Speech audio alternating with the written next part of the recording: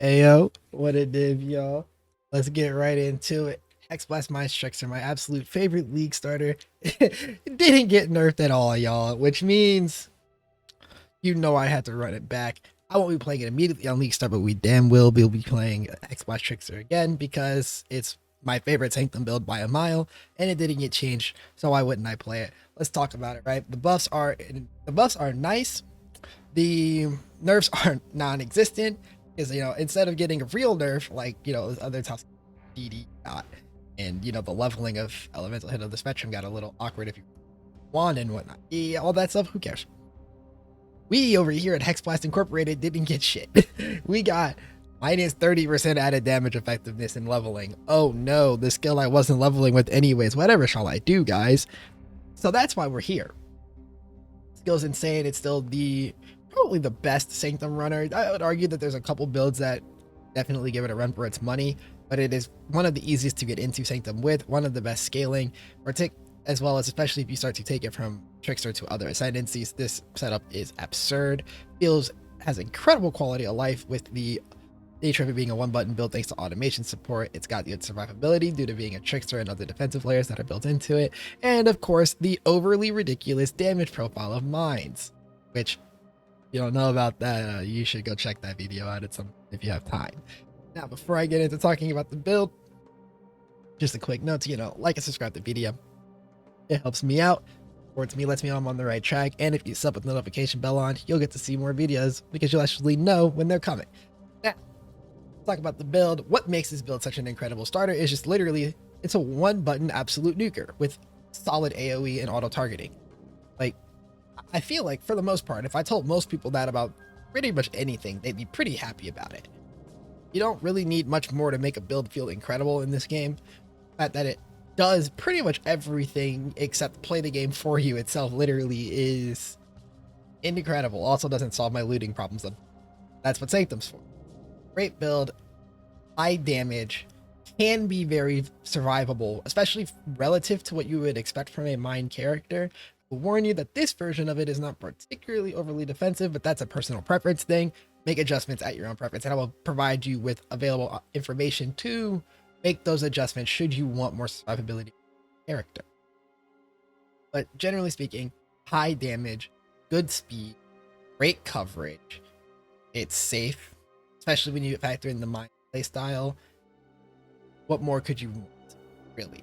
Like, unless you are looking for like a Legion Blaster. If you're looking for a Legion Blaster, don't touch this build. But if you have any sort of like regular mapping aspirations, you're looking to do T17s, you're looking to do boss farming, you're looking to do Sanctum farming.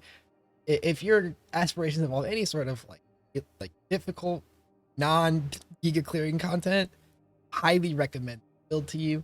So let's talk about like what changed a little bit about it, as well as some quick pros and cons. Right. So what's changed this league compared to the version I put out last league is specifically just one, base crit got updated.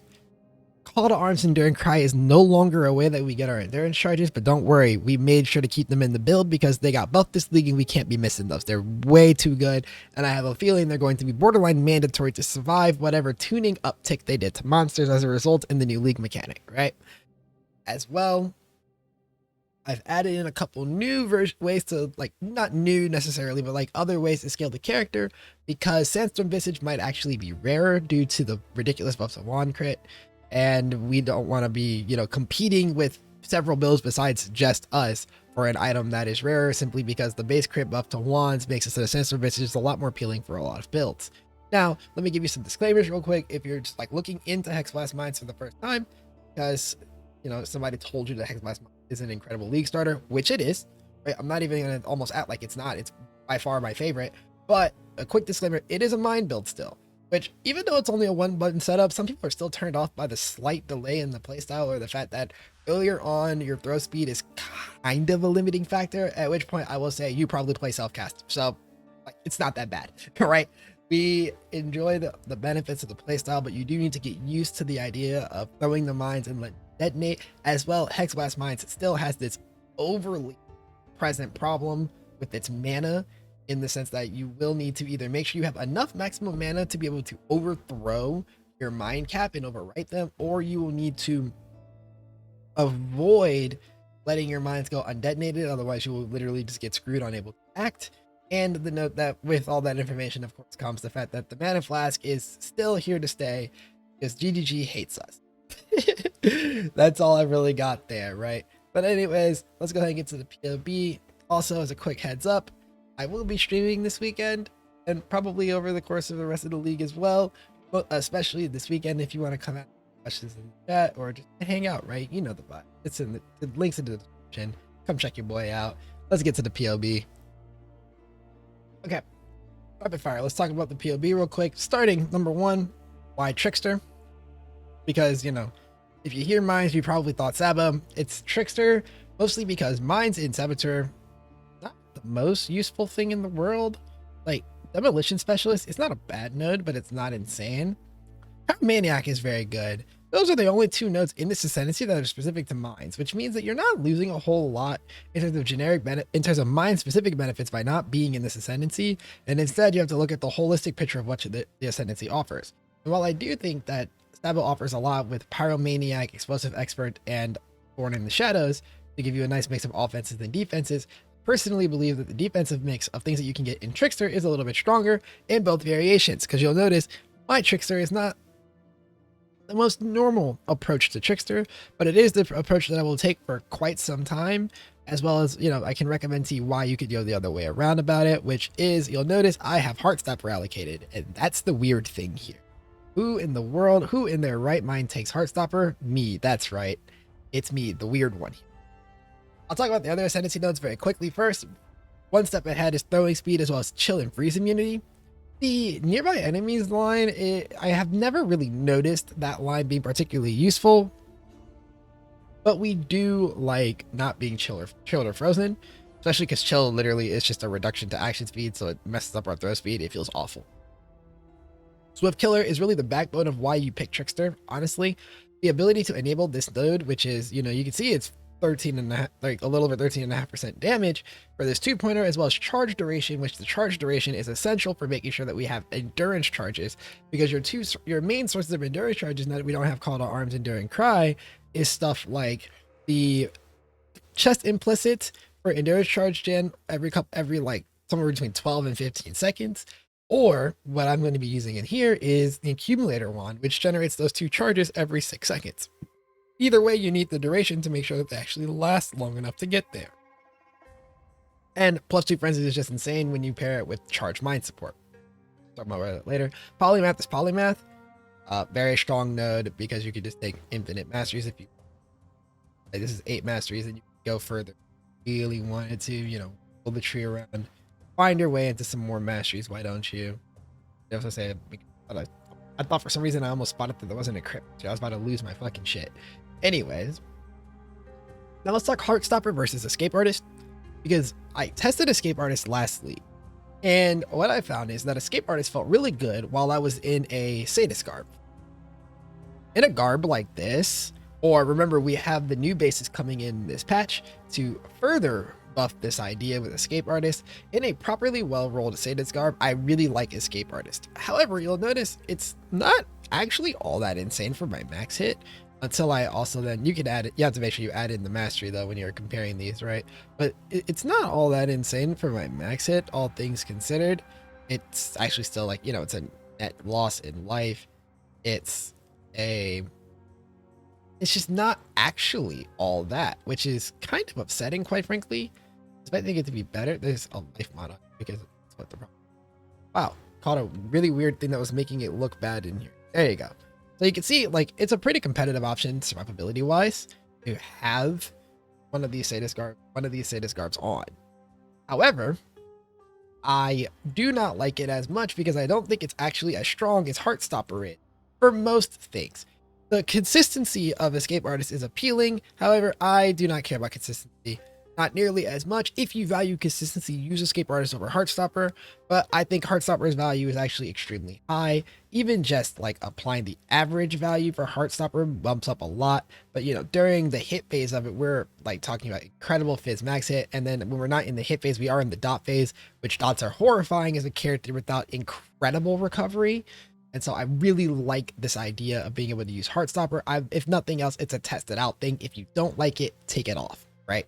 Genuinely, if you don't like it, take it off the character and just put back on Escape Artist. And then if you want to go the extra mile and you're feeling a little, and you want to get really tanky, you can go into Spellbreaker. And I would recommend dropping One Step Ahead for Spellbreaker, as One Step Ahead is not a lot of damage. It is mostly used for the slight bump in action speed as well as chill and freeze immunity. And so you'll just need to get your chill and freeze immunity elsewhere through something such as like a Storm Shroud, which is what I did with it last week. Now that we've talked about the Ascendancy, I could talk about the tree in detail, but this is a pretty standard Hexblast tree, I feel like. There's not a lot going on here. There is one cluster in. You drop a portion of these nodes, as well as some of this over here, to add in a second cluster, which you will then need to make sure you get a small cluster with Sublime Form on it to reduce the reservation of your Grace, or get one for I can't remember the notable for Zealotry. But either way, for when you're running Sanctum and you want to make sure you can fit everything in. But otherwise, again, pretty standard PoB. It is worth noting your damage skyrockets when you put the second cluster in. It's just not in here because I think this is a pretty reasonable state to have your character out on like day 3, like, you know, in the first week, depending on your speed, right? For me, this is like a day 3, day 4 type of deal, but this is like a week 1, day 10 type of deal here. In terms of itemization, as I mentioned, Sandstorm Visage is still definitely our BIS helmet, or at least BIS adjacent. I'm undecided if I think it's actually better than the newly buffed Archdemon Crown, which Archdemon Crown is the setup that I have that is meant to like give an option for if it's too expensive to get our hands on a Sandstorm Visage. You'll see with this Archdemon Crown and its appropriate setup, it is basically the same damage as the Sandstorm Visage setup. But again, gotta do a little testing on that. And again, remember, you can always slot in Sadist Garb here to really like throw up your defenses. I did not do it the Sadist Garb justice earlier. I forgot to actually show you what it looks like with Sadist Garb on and Escape Artist ticked. You actually get a decent bit of Fizz max hit out of it and a good bump in your evasion. Again, if you value defenses, it's very good. I play Hexblast to do like blasting content that you need high damage for, and so I usually don't prioritize it. Instead, I lean towards Restless Ward. Restless Ward is a very strong item. It gives a moderate level of defenses, even with Escape Artist, by the way. Like, it is still a note, like, you can still take Escape Artist with this instead of Heartstopper and feel pretty good about yourself, but not actually fret all that much about using it. It is a nice feeling item. As well, it does provide good speed and defensive benefit. The movement speed for Frenzy is very nice. The main reason I actually like this chest so much is the Endurance Charge regen. It's a source of sustain for the character. In addition to, you can take the Mind Mastery instead of the Aura effect one. You can use the Mind Mastery for regen. For Mind Throne, you can put Vitality on your life, for example. There's a couple different ways to get life sustain into this character. Restless Ward is my preferred method of doing so. Additionally, Profane Proxy, normal stuff like that. A lot of this character is fairly standard. You'll notice that the wand in the Sandstorm Visage and the non-Sandstorm setups are both accumulator wands. As I said, we need the endurance charges from these. They're going to be a high priority. Might cost you a little bit from heist. Trust the process. Additionally, I will point out, in terms of defensiveness, if you wanted an extra curse in your build, if you could find a way to get a third curse into your build pretty comfortably, I would consider getting a Dildry's Tenure that is double corrupted for +1 Frenzy and Enfeeble on hit, as a way to apply Enfeeble to things that don't immediately die and buy you a little bit of time to get some of the tankier rares out there. Like, just for progression purposes. It's not a thing you should be doing in proper mid and end game, but it is an option for progression purposes, or like later progression, not proper progression, but more like you've just finished your first 4 Watchstones. This also has a setup in here for when you don't have any of the like big juicing items, no real helmet yet, as well as no Sandstorm Visage, and so we use the no Sandstorm wand alongside Restless Ward again. Or, and remember, you can just put on the Sadist. I just like Restless Ward. It's easy to corrupt, all that good stuff. Skills wise, a lot of the gems in here are pretty stock standard and are same across the board, with just link adjustments being made based on whether or not the setup is put in a helmet or in a chest piece, and if you have access to Sandstorm Visage or not, but based on whether or not you actually need increased critical strike support. These also change a little bit when you start to factor in things like Awaken Chaos or Awaken Void Manipulation and higher gear levels. That's all stuff that I wasn't going to speculate on too highly here, because I trust that if you can get the character to, stage 3/stage 4, they're the same like level of investment roughly, you could definitely get your character to that next echelon on your own, or at least with very limited guidance pointing you in that direction. One other thing, right? I did mention in the intro that this build has mana problems, and you'll notice this is why I have so much unreserved mana, because we need the ability to actually throw all 20 mines, and we just barely don't even have enough here, which means you will actually probably need a mana roll somewhere, or to like take another mana notable like this, like mana small passives, for example. Like it is a very painful problem to have. Make sure you are super aware of this problem. It is the main reason actually that I can't run the additional things that I want to run in here without much higher investment, such as running Flesh and Stone for another layer of mitigation against all damage, but especially physical damage. But in order to pull this off, you do need to have like an Enlighten, or you'd have to like sacrifice your Grace or something, and I just don't think that's worth it at all. In terms of defenses, now I got around to defenses between Heartstopper or Escape Artist for either like cyclical rotation or rotational mitigation, or Escape Artist's body armor buffs. You get a good amount of pool to work with, as well as evasion, recovery through Ghost Dance, plus either some source of regen. Make sure you have a source of regen of health recovery, and then we have our Steel Skin and Automation, which this is like kind of inflating our max hit, so be wary of that as well. You are squishy when this is down, especially if you are not running the Sadist Garb in a big Sadist Garb or big new hybrid base with Escape Artist. And then to get your, make sure you do cap your suppression if you care about it. Again, this is suppresses lucky 95%, so I'm pretty okay with it personally. But if you want it to be higher, Spellbreaker is an option. You can also just, again, Sadist Garb, get some suppression rolls on your gear. Use more rares basically to give yourself room to fit in resistances so that you can put on suppression on gear. Other than that, right, let's say you make it through this character just fine and you want to take it to the next level. I trust that you know how to add another cluster in, as well as look at unique jewels such as Watcher's Eye, which is either purely defensive if you are running Grace or purely offensive if you are running Zealotry. It's pretty hard to run multiple auras that are actually beneficial, especially if we talk about offensive auras for this build. Zealotry is pretty much the only offensive aura we get. You could get like haste stuff for sanctum purposes, but like I said, like those are more utility, they're not particularly offensive in nature. As well as the Apprentice Pet. I cannot remember the new name of that unique for the life of me, but it is back in the game, and it is really strong when put in this jewel socket here for chaos damage or chaos res or life or ES. But the chaos damage personally, I do. You can respec your tree a little bit to make this even stronger. There's also putting Lethal Pride here is still very strong. Unlike bow builds, we don't actually need all these side notables. We just need mostly the strength and a couple of notables that we have here. Putting it here to give us will only be double damage, unfortunately, as Fist taking his fire has been removed off of Pride. Is still going to be a pretty nice ability increase, as well as fixing our strength for us, that we don't need to get strength affixes or like notables to fix off our strength. So keep our Steel Skin at level 20. There's going to be the balance of Terror with Despair to then get out of the Wither Totem setup, so on and so forth. The upgrades for this character really just keep on coming. Now, little upgrade piece, last piece here, talking about leveling. I have this written in here for when you pull the PoB and you think to yourself, how do you level this character? I'm just going to tell you now. Use Ventura's guide for leveling this character. He did it notably better than I. He's just a better leveler than I, so I would definitely use his build, his guide as a reference for that. It's some nice. He has like run footage on his channel. I'll make sure there's a link to the description to that, so you can see how he levels the character. But it is Oost and Stormblast at first, leading into Pyroclast Mine at 28, and then switching to Hexblast Mines. Make sure you have a curse on it, source of curse on hit, whether that is Dread Arc or a curse on hit ring. That is a personal preference, but I do think that the build will feel substantially worse for you if you not test it ahead of time to feel if you like not having curse on hit and instead double blaspheming the curse. That is an option. I don't particularly like it, but you can do it. And then speaking of setups that involve like that investment, let me show you what this looks like at 4 stones. This is pretty close to the same setup I had when I did my 4 stone run this league, actually on the character, or last league when I'm at Necropolis, which would be really wide and weird tree to stretch for damage.